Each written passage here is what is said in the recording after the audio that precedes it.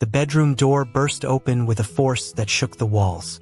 Joanna Ford stood frozen in the doorway, the air rushing from her lungs as if someone had punched clean through her chest. The scene before her was unmistakable. Her husband Trevor tangled in their sheets with another woman, wearing the same lazy smile he had given Joanna on their wedding day. "Joanna, please listen to me. I can explain." She didn't scream. She didn't throw anything. The coldness that settled over her was something far more dangerous than anger. "Explain what, exactly?" Her voice came out hollow, almost eerily calm. "That you wasted 2 years of my life? Or is this some kind of business meeting I wasn't invited to?" She watched him scramble for words, and something inside her, the last tender thing, quietly died. "I want a divorce." Trevor's expression shifted instantly from guilt to strategy. That was the thing about men like Trevor Dixon, they were never truly sorry. They were only ever calculating their next move. "You're being emotional," he said, his voice taking on that smooth, patronizing tone she had learned to hate. "Think about your father's will, Joanna. The Ford Group inheritance only passes to the child who produces an heir first. Without me, how are you going to do that? You need me." She looked at him for a long moment, really looked at him and felt nothing but clarity. "No," she said quietly. "I don't." She walked out of the room, down the marble staircase, and out the front door, leaving it wide open behind her. The other woman's laughter echoed from upstairs, triumphant, careless. Joanna didn't look back. She drove to her office. Not home, her office. Because the Ford Group was the one thing in her life that had never betrayed her. It was past midnight when Helen, Joanna's assistant, found her seated behind the mahogany desk, staring at the city skyline. The lights blurred in the rain-streaked window like a world seen through tears, though Joanna herself hadn't cried. "Not yet. Helen, I need you to find me a male escort." There was a long pause. I'm sorry, a what?" "You heard me." Her voice was steady, businesslike. "I want a child that is completely mine. No husband, no shared custody, no man who thinks fathering my baby gives him power over me. Just a transaction. Clean. Simple. Final." Helen looked at her with the careful expression of someone trying very hard not to say the wrong thing. "Miss Ford, I understand the divorce has been difficult. My father's will stipulates that the first Ford heir to produce a child inherits the group," Joanna continued evenly. "My stepsister Claire and her husband are already trying. I won't let them take what my grandfather built. I won't let them take what I've bled for. So find me someone." She met Helen's eyes. Discreet, educated, healthy, no complications. "Give me 2 days, Helen said quietly. 2 days later, they sat reviewing profiles on a tablet while rain streaked the office windows. A former model, an investment banker, a surgeon. Joanna rejected each one with the efficiency of a woman sorting quarterly reports. Then Helen hesitated at the final profile. "This one. His name is Alex. 6'3", Ivy League educated, no bad habits. He wears a mask during engagements. Anonymity is a condition on both sides. You'd need to wear one too." Joanna almost laughed. After Trevor's betrayal, the idea of not having to show anyone who she really was sounded like a gift. "Book him for tonight." He arrived at her penthouse at 9 o'clock exactly, holding a bottle of red wine and wearing a black mask that covered the upper half of his face. Even through it, she could see the sharp line of his jaw, the calm confidence in his posture. He was not what she had expected. She'd expected nervous, eager, slightly desperate. Instead, he walked in with the quiet authority of a man entirely at ease in any room he entered. He set down the wine, glanced around, and turned to face her without a trace of discomfort. "Your husband?" he asked, noticing her phone buzzing on the counter. "Trevor, again." "Ex-husband," she corrected.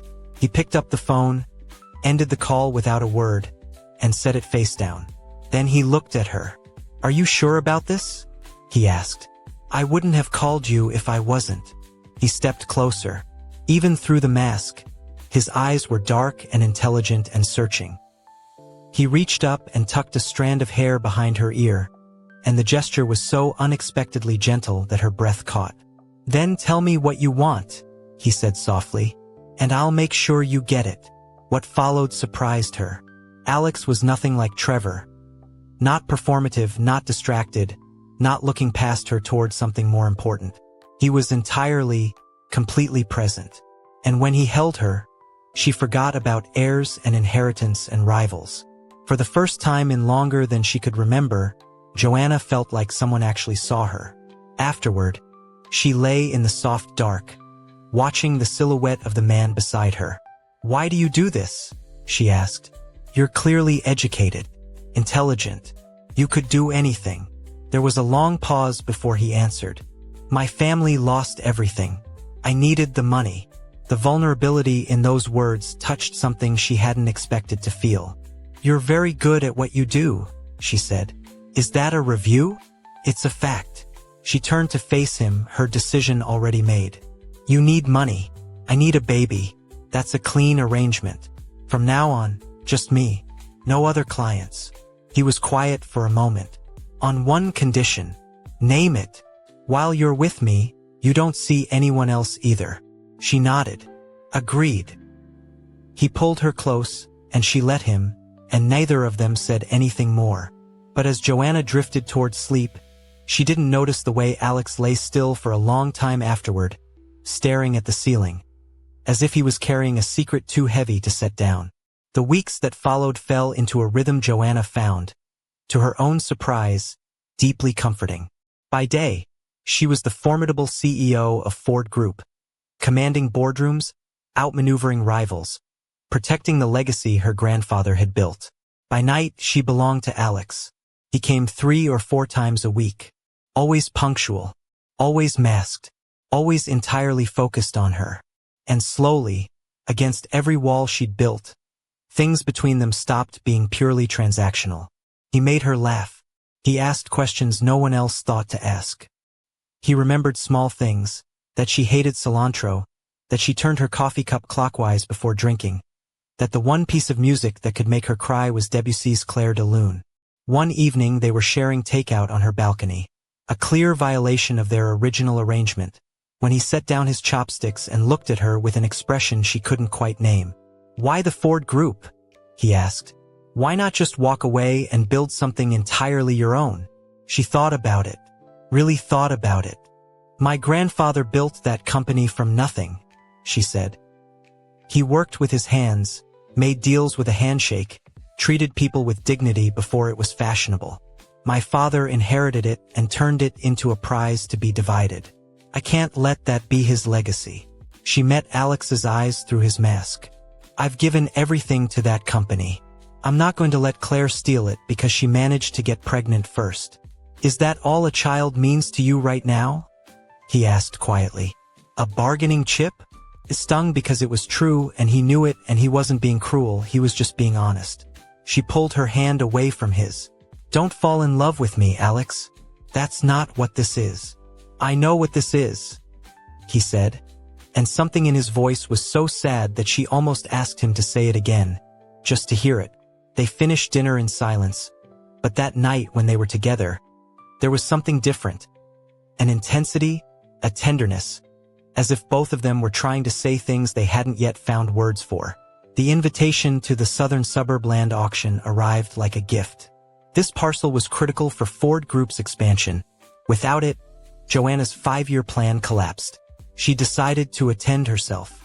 The auction house glittered with old money and new ambition. Crystal chandeliers cast prismatic light across marble floors where the city's elite circled each other like very well-dressed sharks. Joanna entered in a midnight blue dress, diamond earrings, her hair swept up, every detail chosen as armor. She didn't come to be beautiful. She came to win. She was not prepared to see Trevor. He stood in the lobby with Maddie, her former friend, draped on his arm like a borrowed accessory. His eyes found her immediately, and his smile was exactly the kind she'd grown to despise. Predatory, satisfied, a little bored. "Joanna, all dressed up. Is that for me? Trying to win me back?" She walked past him as if he were furniture. The bidding on the land began, and Joanna worked methodically. But Trevor matched her every bid. Not because he needed the land, the Dixon Group had no real estate interests, but because humiliating her publicly was apparently worth millions to him. 100 million, he called out, standing so the whole room could see him. And I'll match whatever she bids. I don't care what it costs. Shocked murmurs rippled through the crowd. Joanna stood her ground, but her mind was racing. He would bankrupt the deal just to watch her fail. She opened her mouth to counter, and then a voice came from the back of the room. 200 million. Every head turned. A man stood in the entrance, tall and completely still in a charcoal suit. Dark hair, wire-rimmed glasses that somehow made him more attractive rather than less, an expression of absolute composure. He walked down the center aisle with the unhurried confidence of someone who owned every inch of space between himself and where he was going. Vincent Riley, president of the Riley Group. At 32, he had tripled his family's already considerable fortune. He was brilliant, ruthless, and notoriously private. And no one had any idea why he was here. Trevor's face went the color of old chalk. The gavel fell. 200 million. Sold to Mr. Riley. The land was gone. Joanna felt her expansion plan crumbling. She was still calculating damage when Vincent turned to her and extended his hand. Miss Ford, I followed your work for some time. I'd like to co-develop this land with the Ford Group. I'm offering you a full partnership. She stared at him. The Riley Group outclassed Ford Group in every measurable way. This made no business sense. Unless business wasn't the reason. I accept, she said. Trevor surged forward, offering 60% profit share if Vincent would drop Joanna and partner with Dixon Group instead. Vincent heard him out with polite attention, then declined without blinking. As he shook Joanna's hand to seal the deal, their eyes met, and for a suspended moment she felt something she couldn't name, a recognition, as if she'd stood in this exact moment before and only just remembered it. I look forward to working with you, Miss Ford, Vincent said, and smiled. She told herself it meant nothing. She told herself she wasn't thinking about the vintage watch she'd overbid on by $200,000, partly to spite Trevor, and which she had bought, she now realized, thinking of Alex. That night, Alex appeared at her door holding a single white rose. I heard about the auction, he said. Congratulations. She laughed despite herself. How do you hear about these things? News travels. He pulled a small box from his pocket. A simple silver bracelet, understated and lovely. He fastened it around her wrist, his thumb resting briefly against her pulse point. She gave him the watch. His hands stilled. He was quiet for so long she almost took it back. No one's ever. He stopped, cleared his throat. Thank you. They made love that night with a tenderness that felt different from anything before. Slower, more deliberate, like something being communicated without language. Afterward, she lay in his arms and finally dared the question she'd been holding back for weeks. Alex, why do you still wear the mask? Don't you trust me by now? His body tensed slightly. It's not about trust. Then what? His fingers traced slow patterns on her shoulder, the gesture she'd come to associate with him, choosing words carefully. What if you didn't like what you saw? What if knowing who I really am changes everything between us? Are you hiding something? Everyone hides something, Joanna, he said softly. Sometimes a mask protects both people. She wanted to press further, but sleep was pulling at her. Tomorrow, she told herself. Tomorrow she'd find out the truth. She didn't see him slip from the bed after she fell asleep. Didn't see him stand at her window, looking out at the city with an expression of longing and guilt. Didn't see him remove the mask. Vincent Riley's face, finally uncovered in the dark. He touched the watch on his wrist, her gift, and his eyes were bright in the city glow. I'm sorry, he whispered to her sleeping form, but I can't let you go again. Not this time. Because Vincent had loved Joanna Ford for over a year. He had watched her marry the wrong man, had watched Trevor slowly extinguish the light in her. And when he'd finally heard she was free, that the divorce was final, He had made a choice that was desperate and reckless and absolutely wrong. He had become the man he thought she could want, because he was terrified she could never want him as himself. He slipped the mask back on, returned to her bed, pulled her close. "I love you," he breathed against her hair. Words he could only say when she couldn't hear them. "I've loved you since the night I saved your life, and I'll love you until my last breath, even if you never forgive me." The charity gala had been the usual performance, wealth congratulating itself. Vincent had attended out of obligation, intending to leave early. Then he saw her, Joanna Ford, in a silver dress that caught the light like water, laughing at something across the room. She was engaged to Trevor Dixon, and Vincent noted this with a pang he hadn't expected. He watched her all evening without meaning to, unable to look away from that laugh, that light, that effortless warmth she carried without even knowing it. He was about to leave when he saw it happen. Joanna swayed, her glass slipped. Trevor caught her arm with irritation, not concern, and Joanna's eyes were glassy, unfocused. She'd been drugged. Vincent moved. 3 men were closing in on her, wearing the practiced expressions of people who'd done this before. Trevor had already vanished into the crowd. "Let's help you outside for some fresh air," one of the men said, reaching for her arm. "She's with me," Vincent said. The men turned, sized him up, made the wrong decision. What happened next was quick and ugly and utterly decisive. Security arrived to find 2 men down and the third fleeing, and Vincent Riley holding Joanna upright against his chest. Her weight settled against him like she had always belonged there. Her eyes fluttered open. You saved me. You're safe," he said. "I've got you."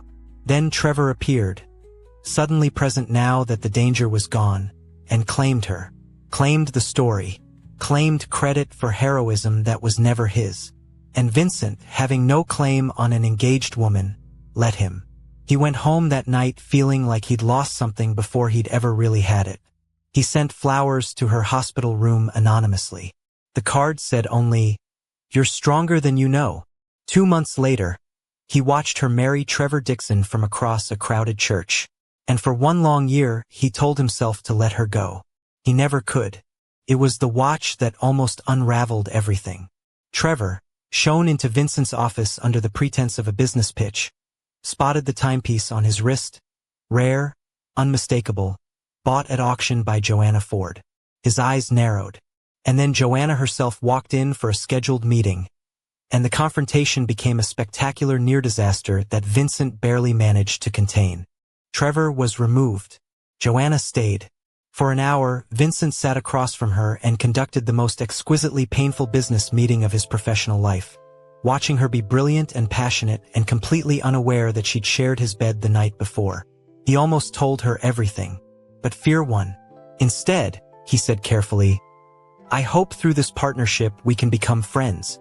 And Joanna smiled, warm, professional, keeping him firmly at arm's length, and said, "Friendship based on mutual respect. I'd like that." That evening, Helen texted Vincent. "Miss Ford wants to end the arrangement with Alex. She's looking at new candidates tonight." The jealousy hit him like a physical blow. The thought of Joanna with anyone else made everything else in his world go very, very quiet. He cleared his schedule and went to find her. He found her at an upscale bar, reviewing profiles on a tablet with the resigned efficiency of a woman making a business decision she didn't want to make. Trevor arrived, as Trevor always did, creating a scene. When Vincent walked in and the room stilled, he didn't announce himself dramatically. He simply said, quietly, to the bar manager, "Clear this situation. I'm buying the bar." He drove Joanna home in silence. "Why do you keep doing this?" she asked as the city lights blurred past the window. "Appearing, rescuing, caring, for some reason, what happens to me?" "Because someone should," he said. At her door, he caught her hand before she could go inside. Their eyes met, searching, electric, confused. "Good night, Joanna," he said, and made himself let go. An hour later, sitting in the quiet of her apartment, she texted Alex to come.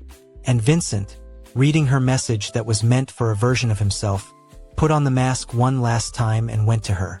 But that night, everything broke open. She told him she was ending the contract. He told her he didn't want her to. She said he was nothing but a hired service. He said she was lying. And in the blazing silence between them, he reached up and pulled off the mask. Joanna Ford stared at the face of Vincent Riley. The room tilted. "Get out," she whispered. "Joanna, get out." Louder now, her voice shaking. "You're a liar. You made me trust you. I love you." The words came out raw, stripped of anything polished or strategic. "I have loved you since the night I saved you, not Trevor. Me. I fought 3 men to protect you and then watched you believe his lie for an entire year. When you finally divorced him, I didn't know how to reach you. I was terrified you'd never want someone like me. Too powerful, too complicated. So I became someone simpler." His voice cracked. "I'm sorry. I am so sorry." Joanna's mind was reeling. She thought of the anonymous flowers at the hospital. The card, "You're stronger than you know." She thought of Trevor's evasiveness every time that night came up. She thought of Vincent's expression at the auction, that brief, inexplicable flicker of recognition. "Get out," she said again, quieter this time. "I need time." He nodded. At the door, he paused without turning around. "Everything I felt as Alex was real. Every moment, every word. I'm the same man, mask or no mask." His voice was rough.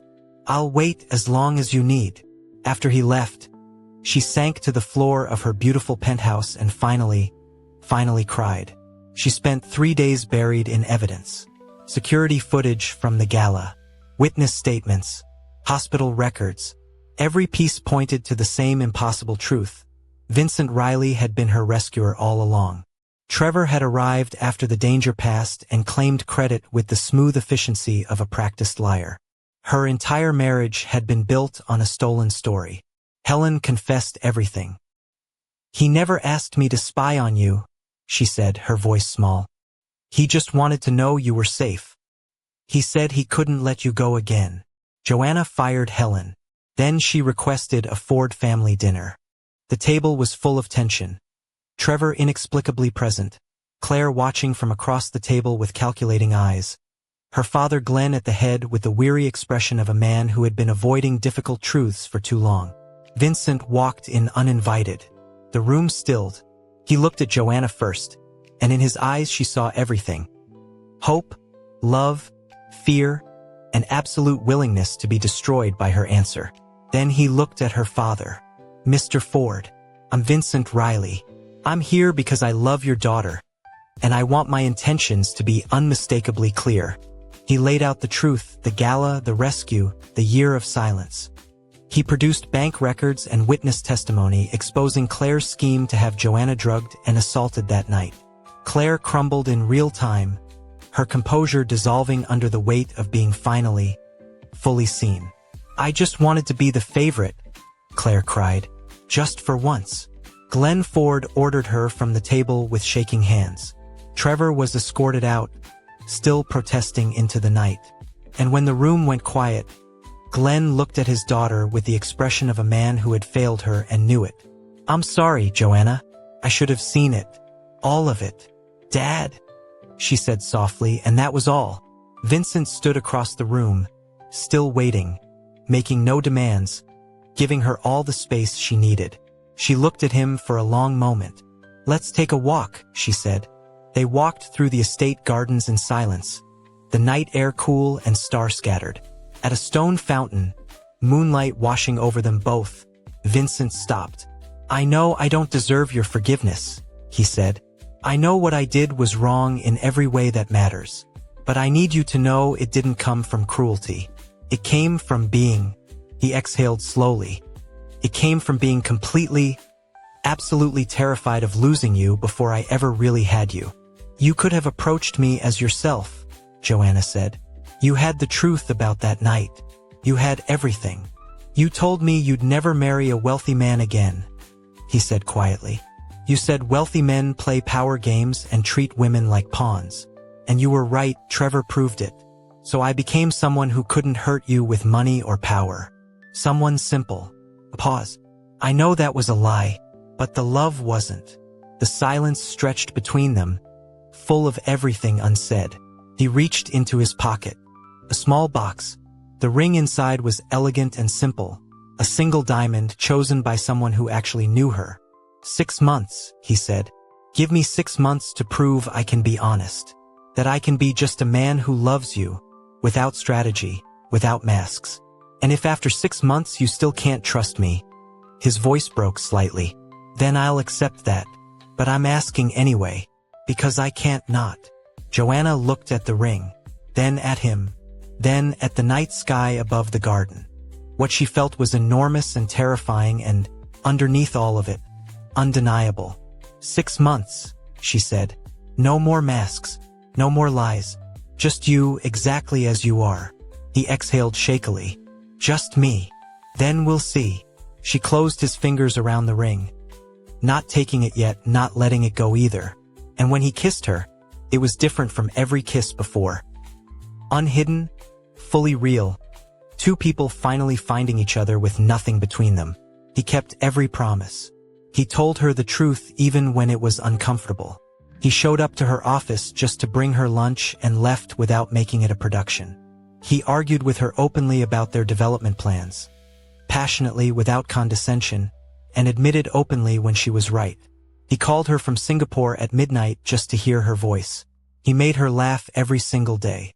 The Riley-Ford partnership reshaped the city's southern suburb into something extraordinary, mixed-use and community-focused, green spaces between gleaming buildings, a farmer's market on weekends.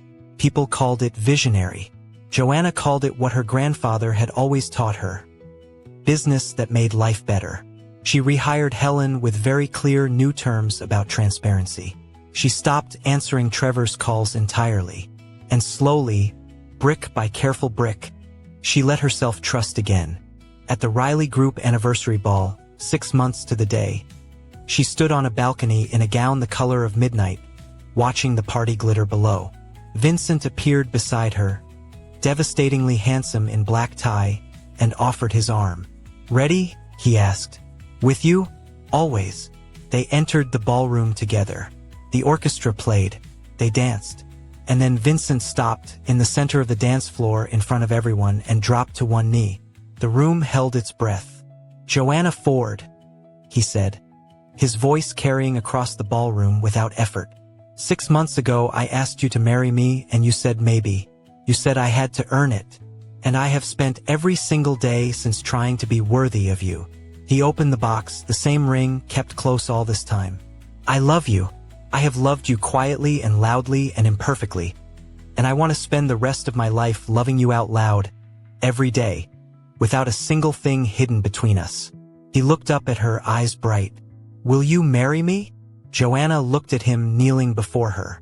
This brilliant, complicated, deeply human man who had fought for her before she knew his name, loved her before she'd given him permission, and then waited patiently without any guarantee for her to be ready.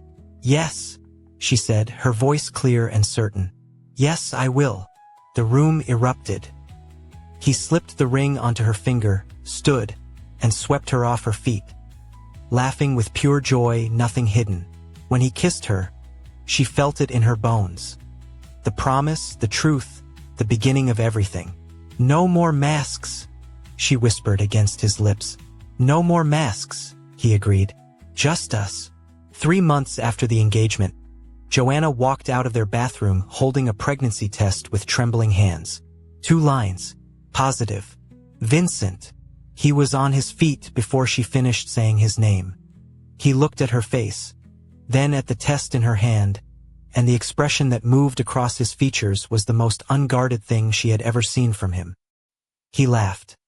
A shout of pure disbelieving joy, and picked her up and spun her around, and when he set her down, his hands went immediately, gently, to her still flat stomach. Hello, little one, he murmured. We've been waiting for you. Joanna ran her fingers through his hair as he knelt before her, and she thought, This is what I wanted.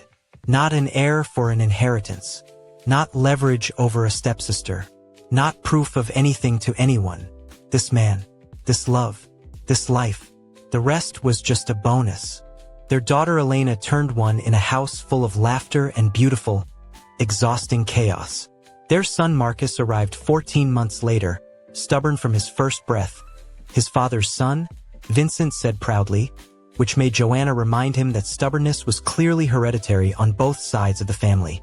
On quiet evenings, when the children were finally asleep and the city glowed beyond the windows, Joanna would rest her head on Vincent's shoulder and think about the strange and circuitous and wonderful road that had brought her here. She had hired a stranger to give her a baby. She had ended up with everything. You know, Vincent said one such evening, the room soft with lamplight.